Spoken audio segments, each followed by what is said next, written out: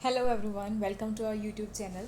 इस वीडियो में मैं आपके साथ डिस्कस करने वाली हूँ जो मैंने फर्स्ट वीडियो में जो आप क्वेश्चन पूछा था उसका आंसर आप किस तरह से लिख सकते थे। अगर आप अभी भी इस क्वेश्चन का आंसर हमें ईमेल करके अपना आंसर का इवैल्यूएशन कराना चाहते हैं तो आप वैलिड करवा सकते हैं। और जिन्होंने मेरी वो फर्स्ट वीडियो नहीं देखी थी उनके लिए मैं क्वेश्चन रिपीट कर देती हूँ। The question is, what do you mean by good governance, what are the challenges in achieving it, suggest some measures for its improvement. देखते हैं कि इसका आंसर किस तरह से हो सकता था। हमें पता है कि हम अपने किसी भी आंसर को 3 पार्ट्स में डिवाइड करते हैं, introduction, body and conclusion. Introduction में हम उसका हिस्टोरिकल बैकग्राउंड या कोई भी रिसेंट में कोई इवेंट हुआ हो, रिसेंट में कोई न्यूज़ आई हो, उससे रिलेटेड कोई रिपोर्ट आई हो, कोई इंडेक्स आया हो, और या फिर सिंपली डेफिनेशन से इंट्रोड्यूस कर सकते हैं। हमें पता है कि हमसे इस क्वेश्चन में फर्स्ट पार्ट में यही पूछा गया कि गुड गवर्नेंस से आप क्या समझते हैं। तो सिंपली हम गुड गवर्नेंस की डेफिनेशन से इसको इंट्रोड्यूस कर देंगे। मैंने यहाँ पे ऑल्दो वर्ल्ड बैंक की एक डेफिनेशन दी हुई है उसने कि गुड गवर्नेंस क्या होता है, मैंने यहाँ पे इसको इंट्रोड्यूस करा है कि यूएनडीपी ने 8 कैरेक्टर्स बताए हैं गवर्नेंस के कि कैसे ये 8 कैरेक्टर्स होने पे एक गवर्नेंस गुड गवर्नेंस बन जाती है।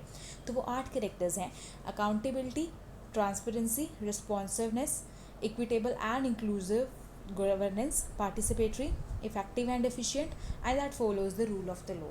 तो ये 8 कैरेक्टर्स के बेसिस पे हम किसी भी गवर्नेंस को गुड गवर्नेंस डिफाइन कर सकते हैं कि वो गुड गवर्नेंस है या नहीं है। फिर इसके सेकंड पार्ट में पूछा गया है कि इसको अचीव करने में कैसे इश्यूज़ आते हैं, तो वो इश्यूज़ देख लेते हैं। सबसे पहले तो पॉलिटिकल इश्यूज़ जो हैं उसमें आता है क्रिमिनलाइजेशन ऑफ पॉलिटिक्स। हमने अभी रिसेंटली एक डाटा आया था कि जो इस टाइम पे लोकसभा के जो एमपीज़ हैं, 43% of those MPs are from the criminal background. मतलब क्रिमिनलाइजेशन ऑफ पॉलिटिक्स इतना ज़्यादा बढ़ चुका है।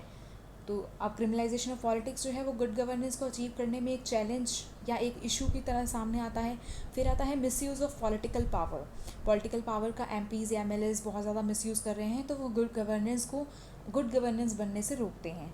इनफेक्टिव डिसेंट्रलाइजेशन, ऑल्दो 73rd और 74th कॉन्स्टिट्यूशनल अमेंडमेंट को ने डिसेंट्रलाइजेशन को एक कॉन्स्टिट्यूशनल स्टेटस दे दिया था, लेकिन अभी भी हमारा कॉन्स्टिट्यूशनल स्टेटस जो उसको मिलने के बावजूद भी डिसेंट्रलाइजेशन का प्रोसेस इतना ज़्यादा अच्छे से अचीव नहीं हो चुका है हुआ है, क्योंकि लोकल गवर्नमेंट्स को अभी भी इतनी ज़्यादा पावर नहीं मिली है।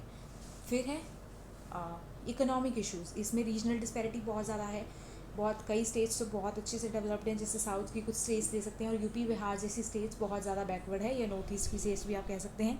और मैनेजमेंट ऑफ इकोनॉमी जो है वो बहुत ही पुअर है इंडिया में। फिर थर्ड आता है लीगल एंड जुडिशियल इश्यूज़।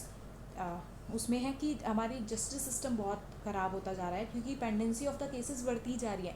जैसे इकोनॉमिक सर्वे 2019 ने बताया था कि इंडिया में 3.5 crore cases are pending till date. तो इतनी ज़्यादा पेंडेंसी ऑफ केसेस हैं, तो जब तक केसेस का सोल्यूशन आता है, जब तक केसेस की हियरिंग आती है, तब तक तो उस केस का कुछ मतलब ही नहीं रह जाता है। और जैसे कि आपने सुना भी होगा, justice delayed is justice denied, कि देर से दी गई जस्टिस जस्टिस नहीं होती, इसका मतलब फिर जस्टिस देने का कोई फ़ायदा ही नहीं होता। फिर हमारा जो आर्टिकल 21 गारंटी करता है right to life and personal liberty, article 21 guarantee करता है, तो इसका लिए भी एक थ्रेट साबित होता है। फिर आता है एडमिनिस्ट्रेटिव इश्यूज़। इसमें करप्शन बहुत ज़्यादा है इंडिया में, जैसे कि हमारे फॉर्मर पीएम राजीव गांधी ने भी बोला था कि अगर 1 रुपया ऊपर से ट्रांसफ़र किया जाता है तो इंडिया में इतनी भयंकर लेवल का करप्शन है कि 15 पैसा ही नीचे जिसके लिए एक्चुअली में ऊपर से पैसा भेजा गया था उस तक पहुँचता है। फिर ब्यूरोक्रेटिक डिलेज बहुत ज़्यादा है हमारे यहाँ पे। फिर फिफ्थ है social issues. Marginalisation of the significant number of poor people जो है वो बहुत ज़्यादा मार्जिनलाइज्ड है। लिटरेसी लेवल हमारे यहाँ पे बहुत ख़राब है। लिटरेसी अच्छी होने के बाद भी एजुकेशन सिस्टम इतना अच्छा नहीं है कि लोगों में अवेयरनेस हो, तो अवेयरनेस बहुत ज़्यादा अच्छा खासा इशू है यहाँ पे। फिर इसको अचीव करने के आप क्या सोल्यूशंस, इसके बारे में थर्ड पार्ट में पूछा गया था हमसे, क्या सोल्यूशंस आप बता सकते हैं। तो सोल्यूशंस में सबसे पहले हम प्रॉब्लम्स में ही सोल्यूशंस ढूंढते हैं। जैसे क्रिमिनलाइजेशन ऑफ पॉलिटिक्स है, तो इसमें आप बता सकते हैं कि इलेक्शन कमीशन को एम्पावर करा जा सकता है क्रिमिनलाइजेशन ऑफ पॉलिटिक्स को रोकने के लिए। जैसे सुप्रीम कोर्ट ने रिसेंटली इलेक्शन कमीशन को बोला था कि आप ऐसे लोगों को बैन कर सकते हैं जो क्रिमिनल बैकग्राउंड से हैं, या और ये इतना ज़्यादा इफेक्टिव नहीं साबित हुआ था। तो आप इसके लिए भी सजेस्ट कर सकते हैं कि इसको इफेक्टिव साबित करने के लिए इलेक्शन कमीशन को ज़्यादा एम्पावर किया जा सकता है, और पॉलिटिकल पावर को मिसयूज़ करने से भी रोका जा सकता है। इसके लिए भी बहुत ज़्यादा अच्छे खासे रूल्स होने चाहिए जो अच्छे से इम्प्लीमेंट हो सकते हैं। और डिसेंट्रलाइजेशन है, उसको इफेक्टिव बनाने के लिए आप डिजिटलाइजेशन कर सकते हैं, ट्रेनिंग दे सकते हैं लोकल लेवल की गवर्नमेंट को। फिर रीजनल डिस्पैरिटी को कम करने के लिए आप बैकवर्ड स्टेट्स का ज़्यादा डेवलपमेंट पे ध्यान दे सकते हैं, जैसे नीति आयोग का एस्पिरेशनल डिस्ट्रिक्ट प्रोग्राम, इसमें आप कोट कर सकते हैं। फिर लीगल और जुडिशियल इश्यूज़ में डिलेड जस्टिस को आप सॉल्व कर सकते हैं कि आप जैसे ऑनलाइन ही केसेस का निवारण करें, अभी जैसे रिसेंटली किया भी गया था कई हाई कोर्ट्स में। फिर एडमिनिस्ट्रेटिव इश्यूज़ को, करप्शन को चेक करने के लिए आप डिजिटलाइजेशन को प्रमोट कर सकते हैं, ई गवर्नेंस को प्रमोट कर सकते हैं। तो इस तरह से आप कुछ सोल्यूशंस बता सकते हैं। इसके अलावा भी आपके पास कोई सोल्यूशन हो तो आप कमेंट सेक्शन में हमें बता सकते हैं, और आप इसके अलावा भी आप इस क्वेश्चन में कुछ ऐड करना चाहें तो वो भी आप सजेस्ट कर सकते हैं।